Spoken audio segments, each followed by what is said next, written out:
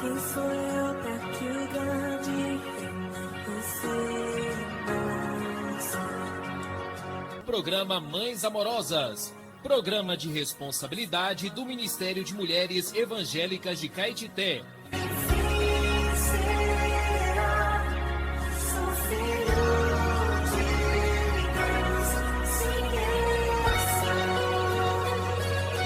Queridas irmãs em Cristo, está iniciando o programa Mães Amorosas, o Ministério de Mulheres da Igreja em Caetité.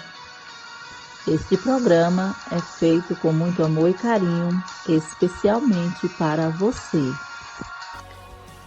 Bom dia, minhas amadas irmãs, queridas ouvintes do programa Mães Amorosas. Graças ao Senhor, mais um dia, 18 de julho.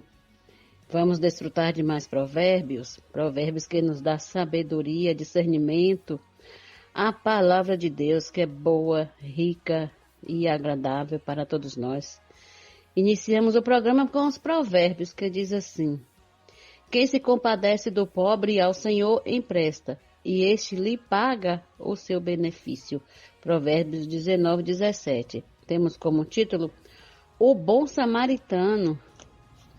Na Bíblia, uma constante preocupação com os pobres.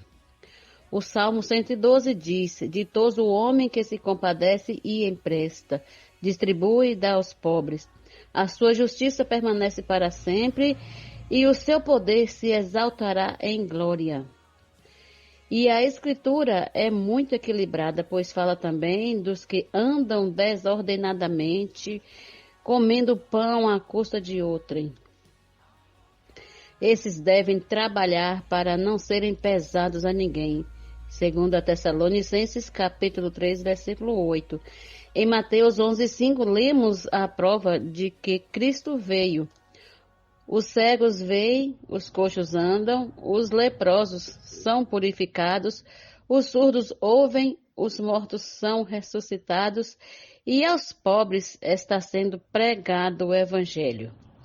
Após a queda, o homem sem Deus se empobreceu, sendo representado por aquele que caiu nas mãos dos salteadores, os quais, depois de tudo lhe roubarem e lhe causarem muitos ferimentos, retiraram-se, deixando-o semi-morto. Lucas 10:30.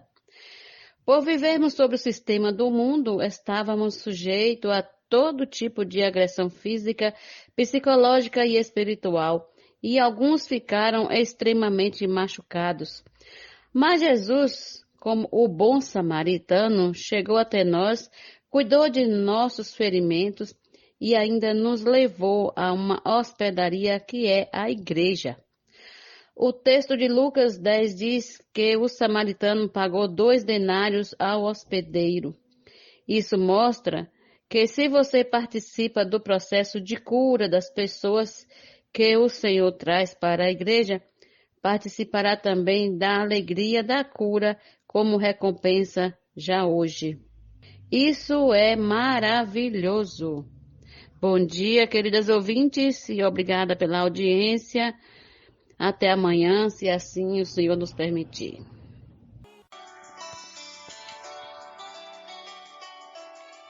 Alimento diário. Série Vida e Edificação. Autoria Pedro Dong. Leitura Maraísa Garcia. Levantar antes de qualquer outra coisa. Faça uma respiração da vida.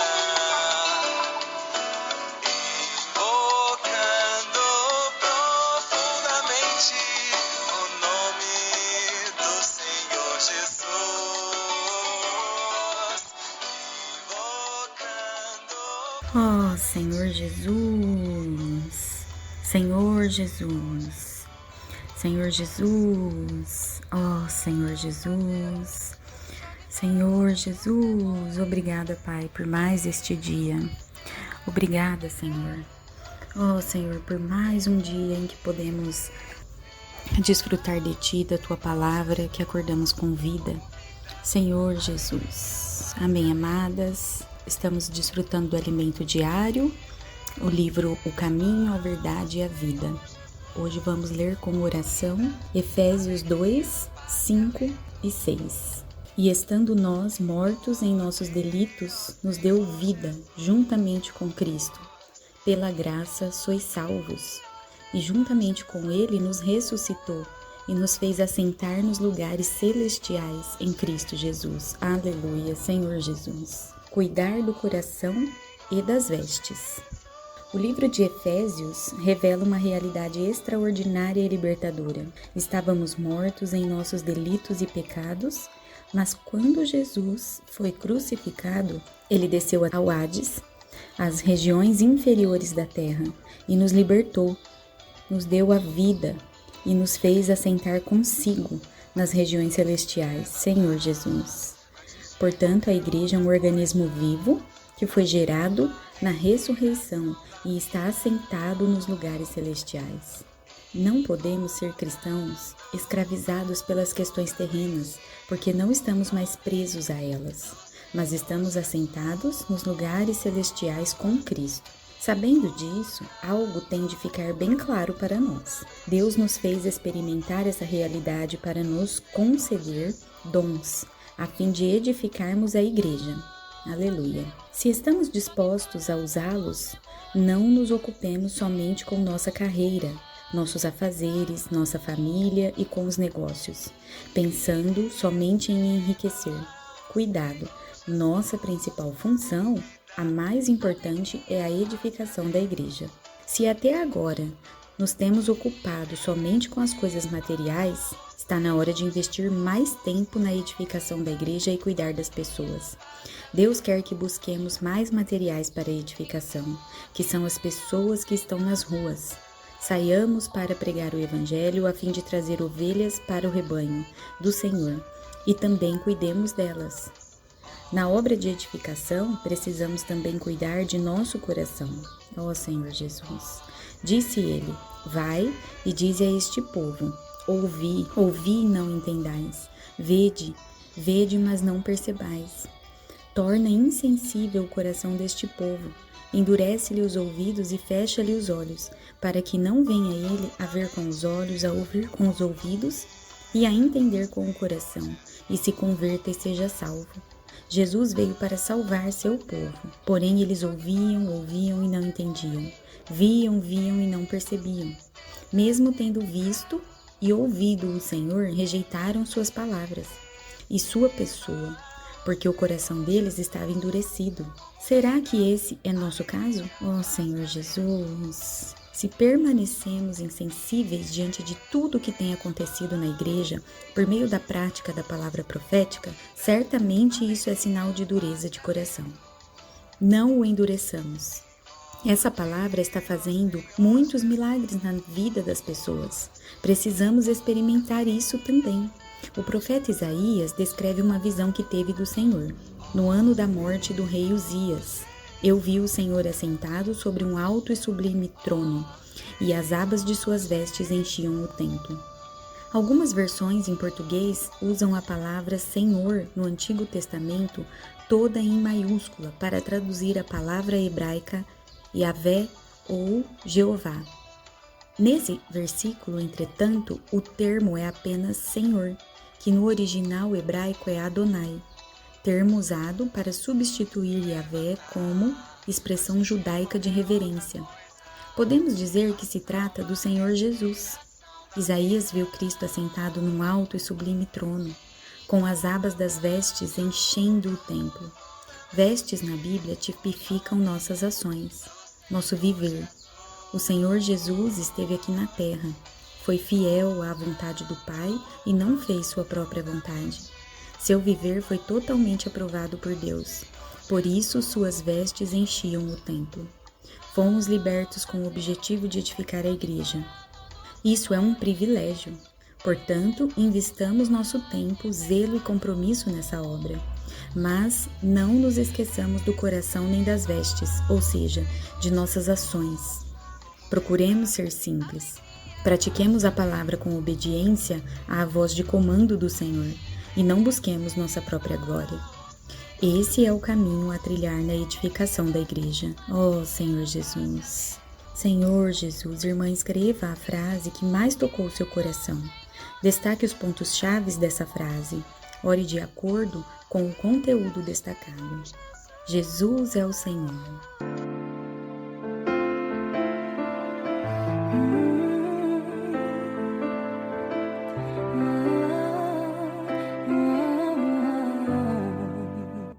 Bom dia, queridas irmãs, amadas ouvintes do programa Mães Amorosas.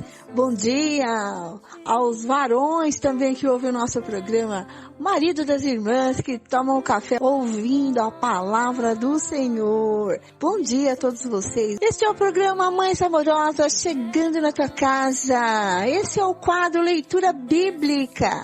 Quão importante é nós separarmos um tempo para o Senhor. A leitura bíblica pode transformar a sua vida. Você acredita nisso?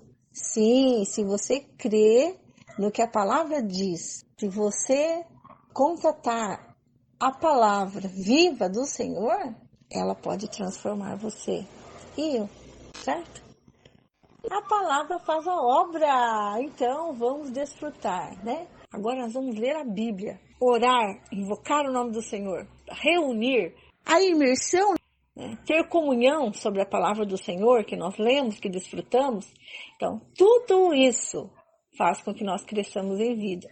E mais, e tenhamos discernimento.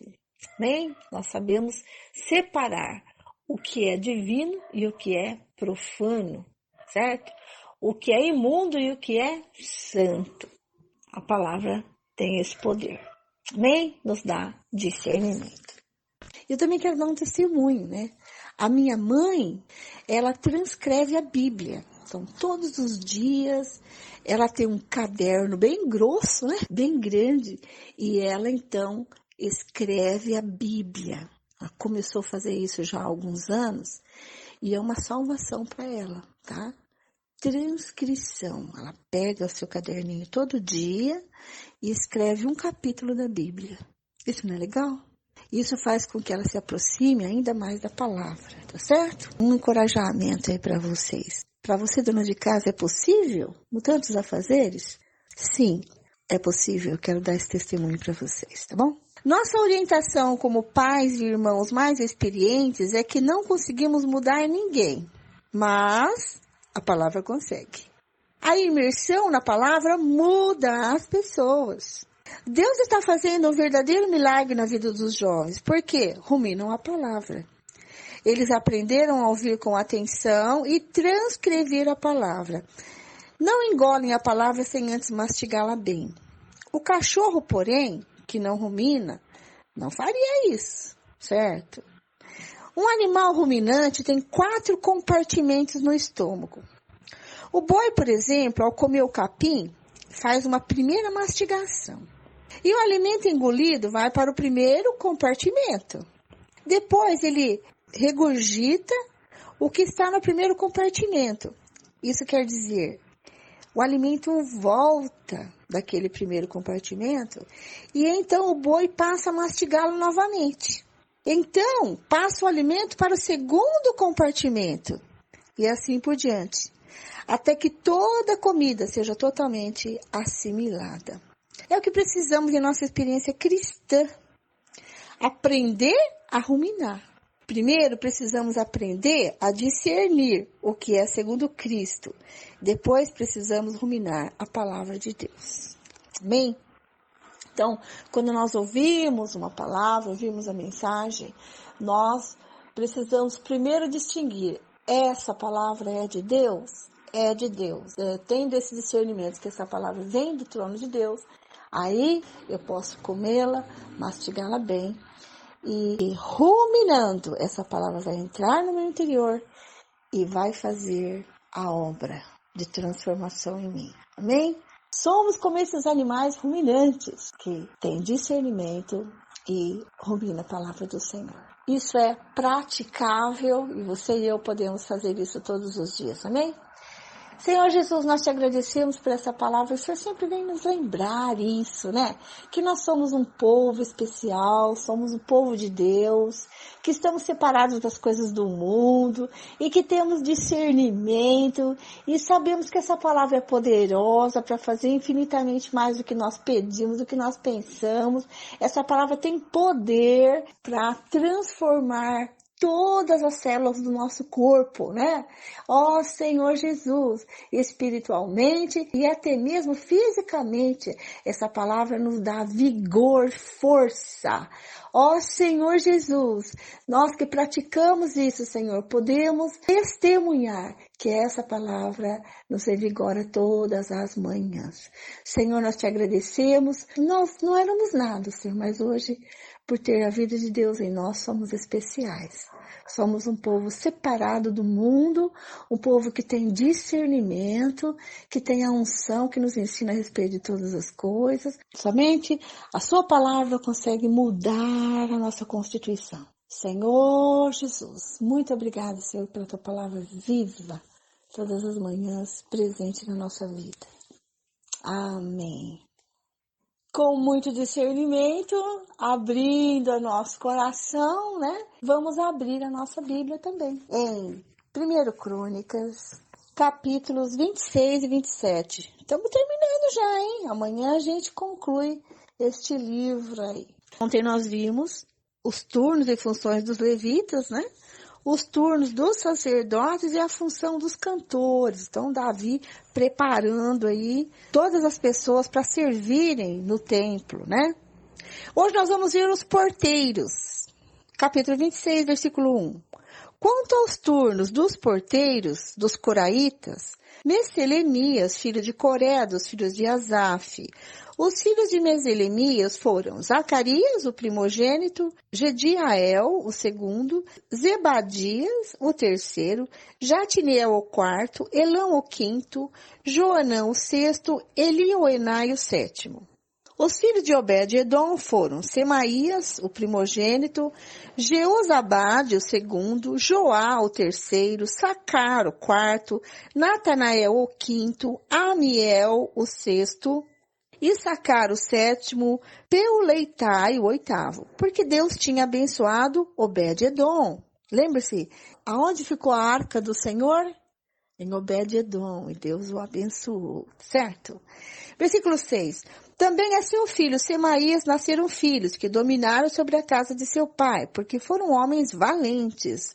Os filhos de Semaías foram Otni, Rafael, Obed e Elisabade, cujos irmãos Eliú e Semaquias eram homens valentes. Todos esses foram dos filhos de Obed-edom. Eles e seus filhos e seus irmãos, homens capazes e robustos para o serviço, ao todo 62. Os filhos e os irmãos de Messelemias, homens valentes, foram 18. De Osa, dos filhos de Merari, foram filhos Sinri, a quem o pai constituiu chefe, ainda que não era o primogênito.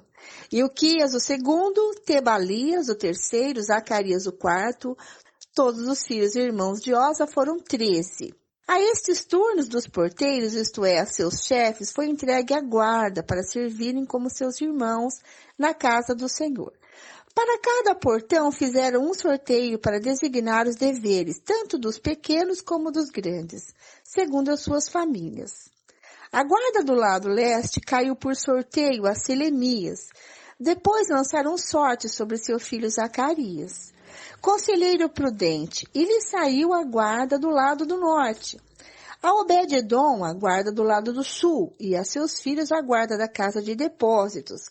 A Supim e Osa, a guarda do oeste, junto ao portão de Salequete, na estrada que sobe. Uma guarda ficava do lado de outra guarda. A leste estavam de guarda 6 levitas. Ao norte, 4 por dia. Ao sul, 4 por dia. E para a casa de depósitos, 2 num lugar e 2 no outro. No átrio a oeste, 4 junto ao caminho, 2 junto ao átrio. São estes os turnos dos porteiros, dos filhos dos coraitas e dos filhos de Merari. Guardas dos tesouros. Outros levitas, seus irmãos, tinham o encargo dos tesouros da casa de Deus e dos tesouros das coisas consagradas. Os filhos de Ladã, descendentes dos Gersonitas, pertencentes a Ladã e chefe das famílias deste. Da família de Gerson, Jeiel. Os filhos de Jeiel, Zetã e Joel, seu irmão. Esses estavam encarregados dos tesouros da casa do Senhor. Dos Airamitas, dos Isaritas, dos Hebronitas, dos Uzielitas, Sebuel, filho de Gerson, filho de Moisés, era oficial encarregado dos tesouros. Seus irmãos de Eliezer foi filho Reabias, de quem foi filho Jesaías, de quem foi filho Jorão, de quem foi filho Zicre, de quem foi filho Selomite. Esse Selomite e os seus irmãos tinham a seu cargo todos os tesouros das coisas consagradas que o rei Davi e os chefes das famílias, capitães de milhares e de centenas e capitães do exército tinham dedicado. Dos despojos das guerras as dedicaram para a conservação da casa do Senhor. Tinham também a seu cargo tudo que havia sido dedicado por Samuel, o vidente, por Saul, filho de Quis, por Abner, filho de Ner, e por Joabe, filho de Zeruia. Tudo o que qualquer pessoa havia dedicado estava sob os cuidados de Selomite e seus irmãos. Os oficiais e os juízes, versículo 29. Dos Isaritas, Quenanias e seus irmãos foram postos sobre Israel para oficiais e juízes dos negócios externos. Dos Hebronitas foram Asabias e seus irmãos, homens valentes, 1.700, que superintendiam Israel, além do Jordão, para o oeste, em todo o serviço do Senhor e interesses do rei. Dos Hebronitas, Gerias era o chefe. Quanto aos Hebronitas, suas genealogias e famílias, se fizeram investigações no 40º ano do reinado de Davi, e se acharam entre eles homens valentes em Jazer de Gileade. Seus irmãos, homens valentes, 2.700, chefe das famílias, e o rei Davi os constituiu sobre os Rubenitas, os Gaditas e a meia tribo dos Manassitas, para todos os negócios de Deus e para todos os negócios do rei. Capítulo 27, versículo 1. Os turnos de serviço para cada mês. São esses os filhos de Israel, segundo o seu número, os chefes das famílias e os capitães de milhares e de centenas com seus oficiais, que serviam o rei em todos os negócios dos turnos que entravam e saíam de mês em mês durante o ano. Cada turno era de 24.000. Sobre o primeiro turno do primeiro mês estava Jazobeão, filho de Zabidiel. Em seu turno havia 24.000. Ele era dos filhos de Pérez, chefe de todos os capitães dos exércitos, para o primeiro mês. Sobre o turno do segundo mês estava Dodai, o Auita, a cujo lado estava Miclote. Também em seu turno havia 24.000. O terceiro, capitão do exército, e o designado para o terceiro mês era Benaia, chefe, filho do sacerdote Joiada. Também em seu turno havia 24.000. Esse Benaia era homem poderoso entre os 30 e era o chefe deles. O seu turno estava ao encargo do seu filho Amizabade. O quarto para o quarto mês era Azael, irmão de Joabe, e depois dele Zebadia, seu filho. Também em seu turno havia 24.000. O quinto capitão para o quinto mês era Samute, o Israelita. Também em seu turno havia 24.000. O sexto para o sexto mês era Ira, filha de Iques, o Tecoíta. Também em seu turno havia 24.000. O sétimo, para o sétimo mês, era Elis, o Pelonita, dos filhos de Efraim. Também em seu turno havia 24.000. O oitavo, para o oitavo mês, era Zibecai, ou Zatita, dos Zeraitas. Também em seu turno havia 24.000. O nono, para o nono mês, era Abiezer, o Anatotita, dos Benjamitas. Também em seu turno havia 24.000. O décimo para o décimo mês era Maarai, o Neofatita, dos Zeraitas. Também em seu turno havia 24.000. O 11º para o 11º mês era Benaia, o piratonita, dos filhos de Efraim. Também em seu turno havia 24.000. O 12º para o 12º mês era Eudai, o netofatita de Otniel. Também em seu turno havia 24.000. O chefe das tribos. Estes foram os chefes das tribos de Israel. Sobre os Rubenitas era chefe de Eliezer, filho de Zicre. Sobre os Simeonitas, Cefatias, filho de Maaca. Sobre os levitas, Asabias, filho de Quemuel. Sobre os aronitas, Zadok. Sobre Judá, Eliú, dos irmãos de Davi. Sobre Issacar, Onri, filho de Micael. Sobre Zebulon, Ismaías, filho de Obadias. Sobre Naftali, Jerimote, filho de Asriel. Sobre os filhos de Efraim, Oséias, filho de Azazias. Sobre a meia tribo de Manassés. Joel, filho de Pedaís. Sobre a outra meia tribo de Manassés, em Gileade. Ido, filho de Zacarias. Sobre Benjamim, Jaaziel, filho de Abner. Sobre Dan, Azarel, filho de Jeroão. Estes eram os chefes das tribos de Israel. Davi não contou os que tinham menos de 20 anos, porque o Senhor tinha dito que multiplicaria Israel como as estrelas do céu. Joabe, filho de Zeruia, tinha começado a contar o povo, porém não acabou, visto que por causa desse censo veio grande ira sobre Israel. Por isso o número não foi registrado na história do rei Davi. Administradores dos bens de Davi. Asmavete, filho de Adiel, cuidava dos tesouros do rei. Jonatas, filho de Uzias, cuidava do que o rei possuía nos campos, nas cidades, nas aldeias e nos castelos.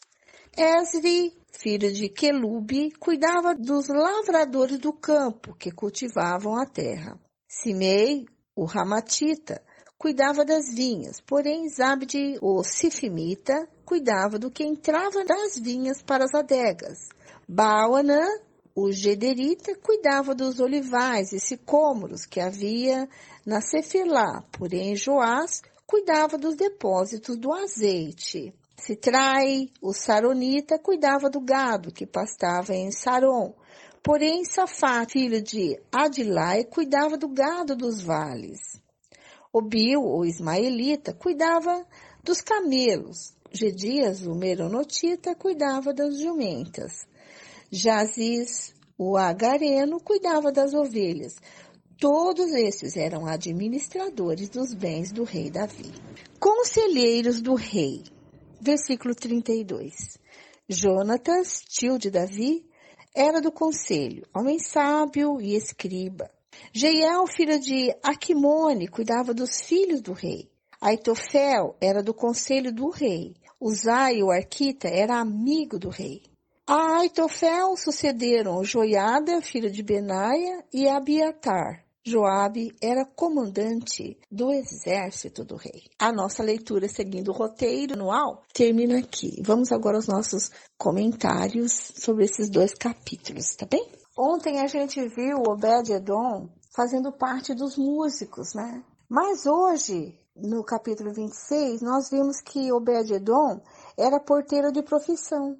Embora ele tenha se juntado aos músicos durante o transporte da arca para Jerusalém, né, conforme Davi havia determinado, agora que os planos estavam sendo estabelecidos, que os deveres eram permanentes, ele figurou de maneira proeminente entre os guardas, vindo singularmente equipado com uma família de 62 membros. Então, a família toda de Obed-Edom eram porteiros, tá? E Semaías, seu filho, é uma pessoa distinta do escriba Semaías, cujo pai era Natanael. Então, é outro Semaías aqui, tá certo? O cronista, ele enfatiza que o serviço que esses porteiros desempenhavam era tão importante quanto os deveres daqueles que conduziam a adoração, certo? Então, todos os serviços são importantes, né? Tanto estar cantando, louvando o Senhor, como sendo porteiros do templo, eram importantes, tá? Então, a irmã que está servindo ali na recepção é tão importante quanto a irmã que está cantando lá na frente, tá certo? Então, é isso aí. Sem porteiros dedicados, o ministério do templo não poderia realizar-se. Olha a importância, né, dos porteiros. Então, todos são importantes para o Senhor. Amém? Em vez de dividir os porteiros em 24 turnos, a designação deles baseava-se nas portas, cuja guarda eram atribuídas a eles, tá? Então, eles não ficavam vigiando todo o templo, eles ficavam nas portas, né? A seleção dos líderes para cada porta foi feita no contexto dos membros da família. Entretanto, a aptidão deve ter sido uma consideração dominante. Nesses casos, onde os filhos pais pareciam estar igualmente qualificados, eles não eram restringidos por pertencerem à mesma família. Tanto o filho como o pai eram colocados no comando de suas portas. Esse era o caso para Selemias e seu filho Zacarias, bem como para Obed-edom e seus filhos. Salequete era a porta designada para descarte de lixo e restos materiais de sacrifícios de animais. Nós vemos isso no versículo 26. Que organização espetacular, né, irmãs? Que administração maravilhosa. Eles distribuíam as funções, então é lançado sorte ali sobre a família de Obed-edom, que são um total de 62 pessoas. Então, ali tem pais, filhos, netos, né? E todos eles vão servir ali como porteiros. Cada porta é designada para um grupo de pessoas, né? Dentro dessa família. Então, que administração fantástica. Você vê que a partir do versículo 13 começa essa distribuição. E no versículo 16, para Supim e Oza, a sorte saiu da parte ocidental com o portão Salequete, perto da estrada que sobe, guarda diante de guarda. E essa porta era designada para descarte de lixo e restos materiais de sacrifícios de animais, porque havia muita oferta, né? Então, tudo isso tinha que ser descartado de uma maneira cuidadosa, né? Então, olha, irmãs, isso me chamou muita atenção, sabe? Quão importante o serviço de cada um ali, sabe? Então, hoje, irmãs, que isso seja um modelo para nós, né? Como é importante o serviço de limpeza do local de reuniões, né? Como a irmã que limpa, que lava o banheiro, que limpa o chão. É uma irmã tão preciosa, irmãs, esse serviço é tão honrado, né? Muitas vezes as pessoas querem estar servindo lá na música, mas a necessidade desse serviço. E quão importante é isso, irmãs, né? Servir ao Senhor na igreja com alegria, né? Com dedicação. E essa família de Obed-edom fez isso. Servia nas portas, cuidando com dedicação, né? O que mais me chamou a atenção aqui de todos os serviços foi esse. Você já imaginou aquele tanto de ofertas que tinha? Se não fosse descartado aquele resto de animais de maneira adequada, você já pensou como seria o templo, né? Como que ficaria cheirando mal o templo? Né? Então, tudo foi feito com muito detalhe, né? Davi cuidou de tudo com muito detalhe. A família do Obed-edom serviu com muita dedicação, né? Isso é um modelo para nós, né, irmãs? Nossa, fiquei muito encorajada ao ver que dedicação dos porteiros, né? Dos versículos 17 ao 18, nós vemos que o dever da guarda, ele não se limitava às portas do templo.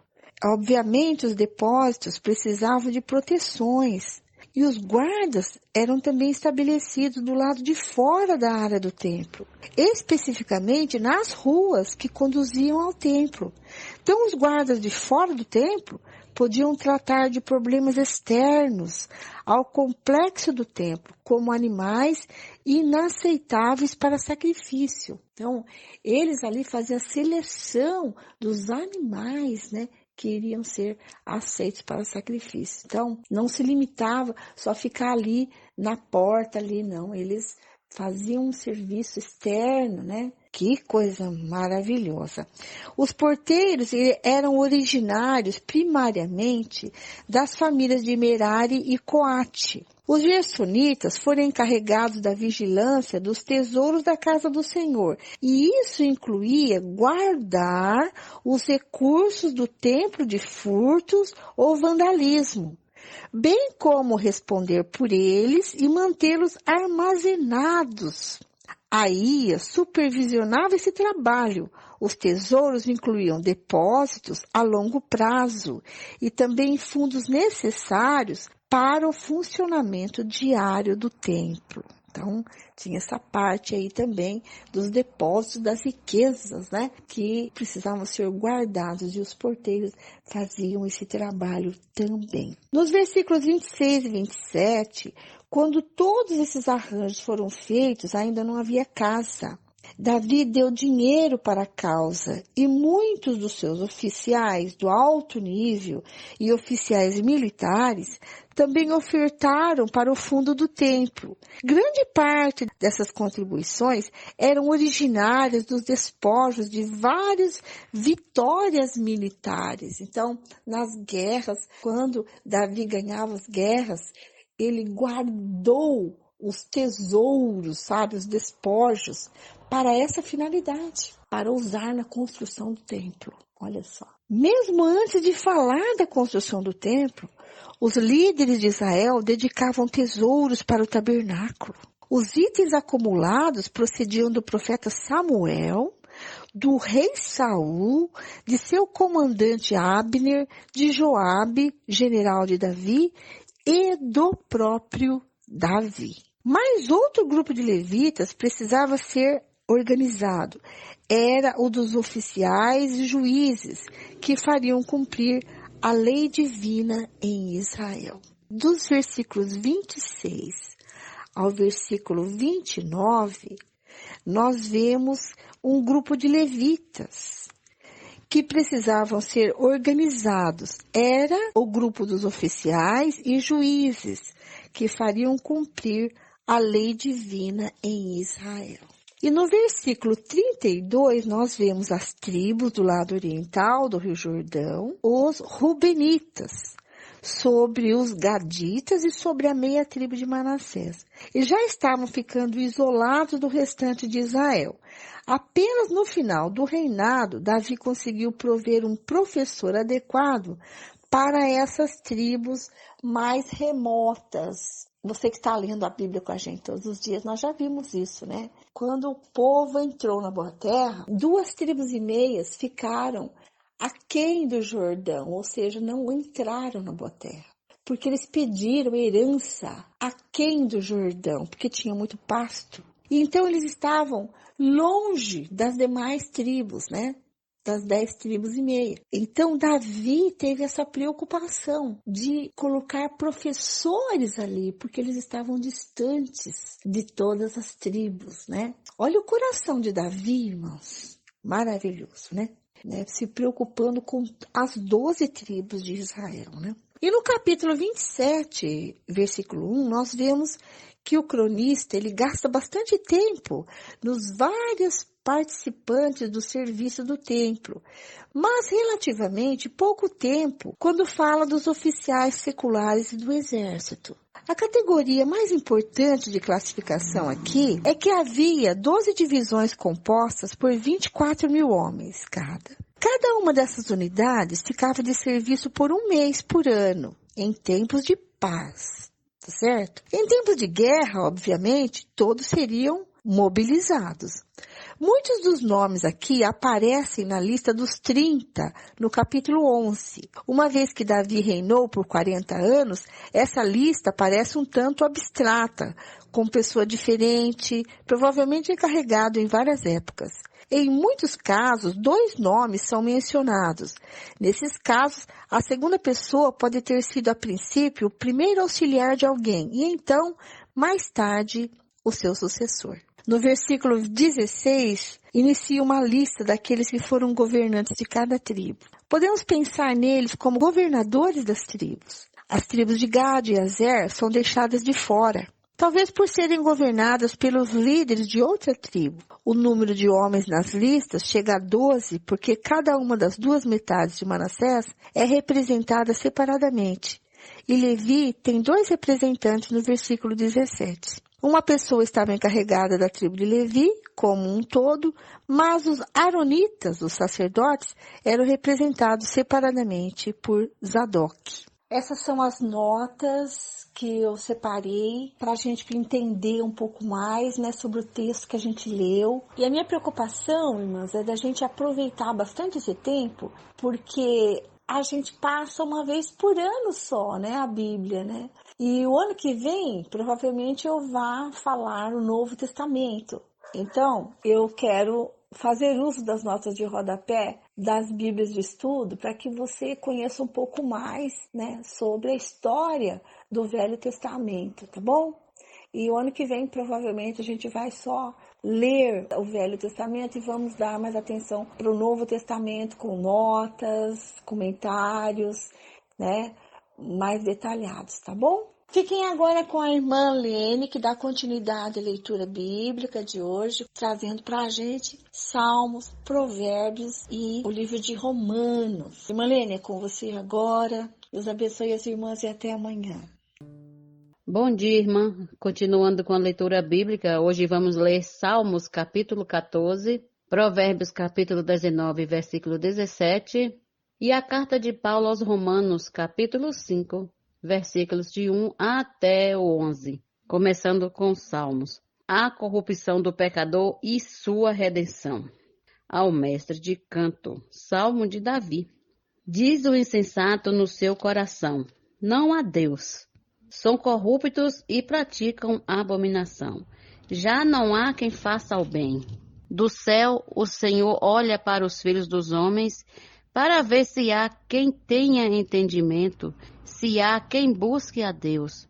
Todos se desviaram e juntamente se corromperam. Não há quem faça o bem, não há nenhum sequer. Será que não entendem nada todos esses que praticam a iniquidade, que devoram o meu povo como se consegue pão, o que não invocam o Senhor? Lá ficarão tomados de grande pavor, porque Deus está com a linhagem do justo. Vocês querem frustrar o conselho dos humildes, mas o Senhor é o refúgio deles. Quem dera que de Sião viesse já a salvação de Israel. Quando o Senhor restaurar a sorte do seu povo, Jacó exultará e Israel se encherá de alegria. Agora, Provérbios, capítulo 19, versículos 17. Quem se compadece do pobre, empresta ao Senhor, e este lhe retribuirá o benefício. A carta de Paulo aos Romanos, capítulo 5, versículos de 1 até o 11.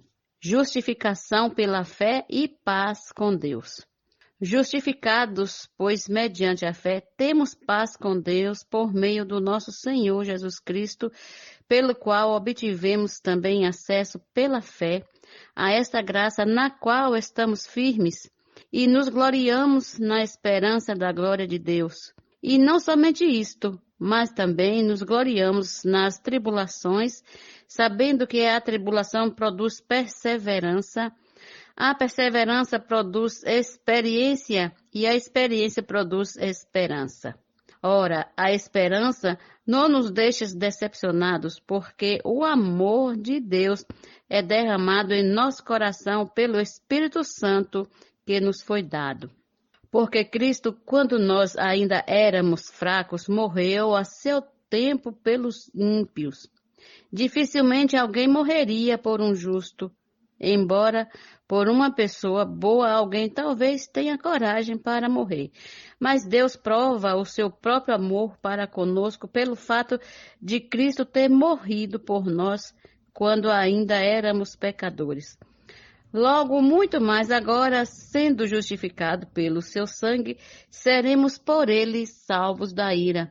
Porque se nós, quando inimigos, fomos reconciliados com Deus mediante a morte do seu Filho, muito mais, estando já reconciliados, seremos salvos pela sua vida. E não apenas isto, mas também nos gloriamos em Deus por meio do nosso Senhor Jesus Cristo, mediante o qual recebemos agora a reconciliação. Amém, queridas ouvintes e amadas irmãs. Até amanhã com mais uma leitura bíblica. Bom dia. Este é o quadro Em Tudo Uma Lição. Sempre existe algo que podemos aprender com Taíka Saleb. Já estamos no tempo do fim. O que fazer neste período? Título de hoje: A ação do inimigo de Deus. Recebam com carinho Taíka Saleb. A ação do inimigo na vida de um cristão não cessa depois da salvação. Aquele que enganou o homem e colocou na condição de perdido é o mesmo que atua na vida do crente, impedindo-o de tomar posse de todos os ganhos que obteve em Cristo.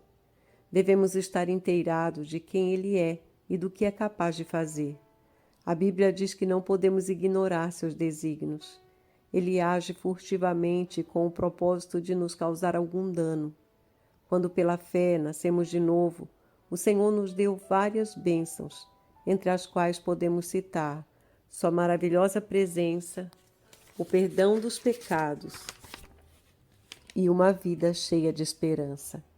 O inimigo de Deus, que é destruidor, faz de tudo para nos impedir de tomar posse das conquistas espirituais asseguradas na cruz por meio de Cristo. A Bíblia também descreve esse inimigo como um leão que anda ao derredor em busca de sua presa. O diabo, nosso adversário, tem procurado produzir caos na vida dos filhos de Deus.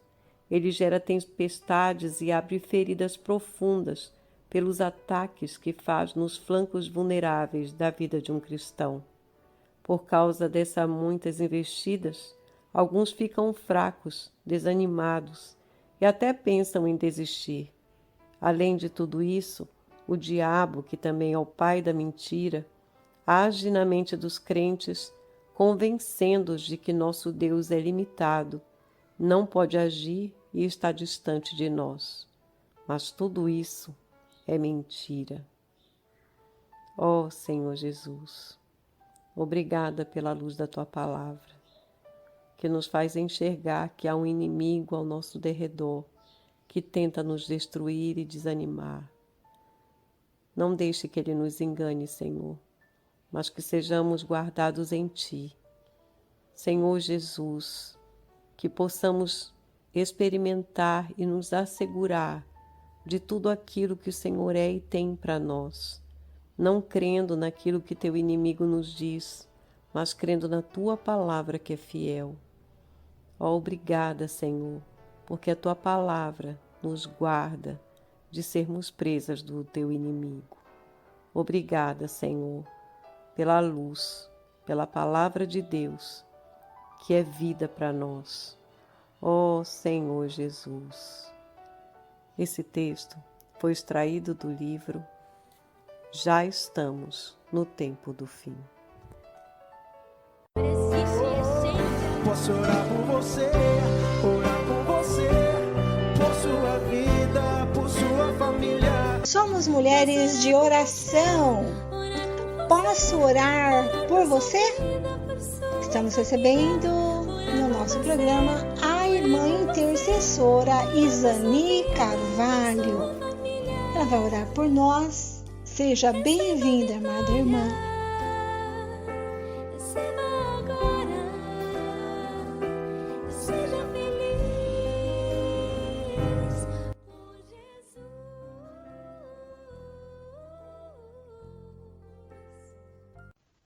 Bom dia, amadas ouvintes. Que nesta manhã o Senhor vai de encontro a cada uma de vocês, abençoando a sua vida, abençoando o seu dia. Nesta manhã acabamos de ouvir uma palavra maravilhosa que o Senhor nos alimentou.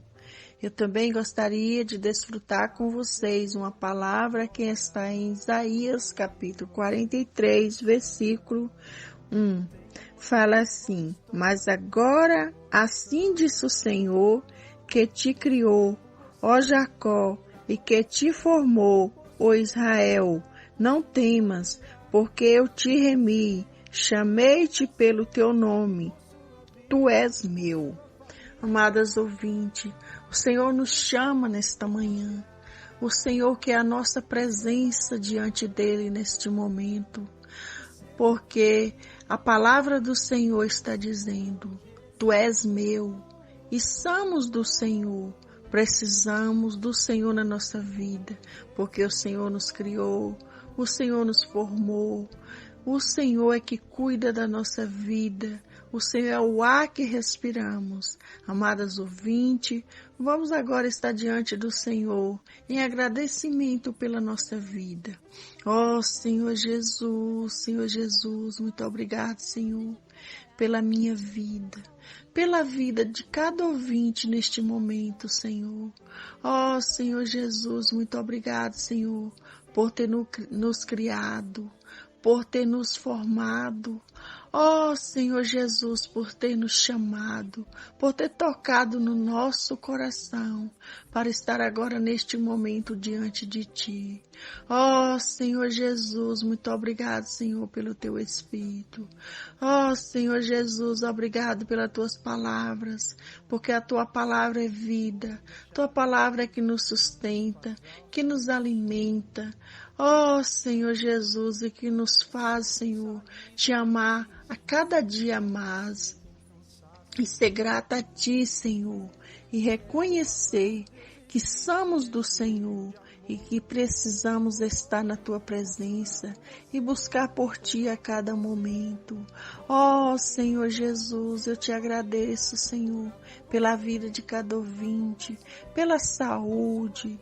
Ó Senhor Jesus, pela paz, Senhor, que o Senhor tem nos dado. Senhor Jesus, muito obrigado, Senhor, por mais um dia na Tua presença, que o Senhor vai de encontro, Senhor, a cada ouvinte. O Senhor conhece a necessidade, o Senhor conhece o nosso coração. Ó Senhor Jesus, nos leva, Senhor, a Te amar mais, cada dia mais.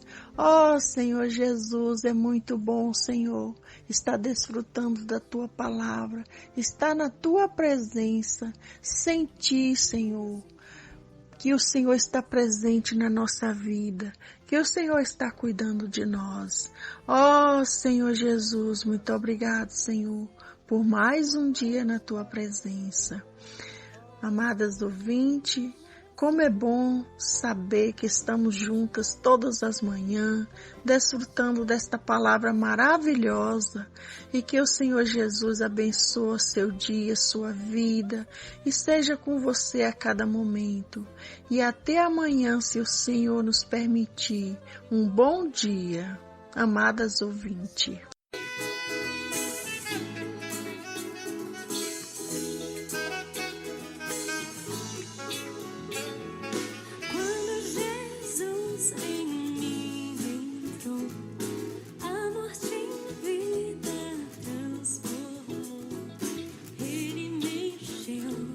Se dispensou vaso seu e eu só